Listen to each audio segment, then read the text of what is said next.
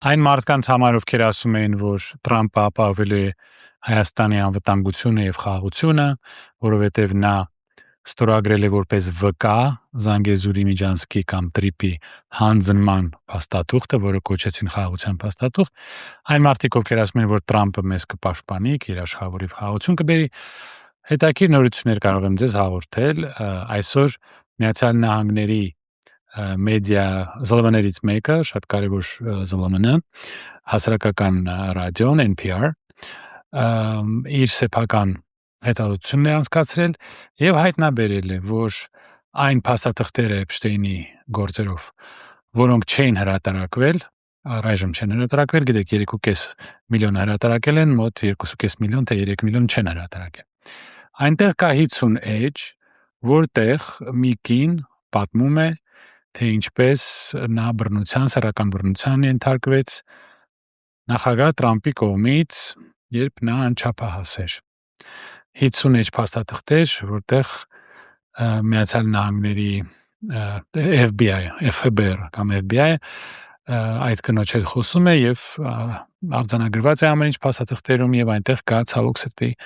նախագահ Տրամպի անունը։ Չի կարելի ասել, որ սա կանխատեսելի չէր, 38,000 անգամ իր անունը օգտագործվում է այս ֆայլերում, փաստաթղթերում, բայց այս անգամ արդեն մի լրատվամիջոց բացահայտել է, որ այնտեղ կա սեռական բռնության մի օրինակ։ Դե գոնե մի օրինակ, թե այդ 3 միլիոն փաստաթղթերում քանի անգամ է Տրամպը լինելու ապագայում մենք չգիտենք, բայց դա ինչ է նշանակում։ Եթե դա այդպես կլինի, իր առջև կանգնած է շատ ստույգ իմփիչմենտի հնարավորությունը։ Իհարկե, արդեն հանրապետականները չեն կարող հաղթել այս տարի, այս բոլոր խայտառակություններից, խաբեություններից, այս նոր պատերազմներից հետո, նրանք երևի կորցնեն կոնգրեսը կդառնա դեմոկրատական, եւ եթե այսպիսի բաներ հայտնաբերվեն եւ ճշտվեն, կարելի է անկասկած ասել, որ սկսվելու է Տրամպի իմփիչմենտի գործընթացը։ Մի բան, որը մեր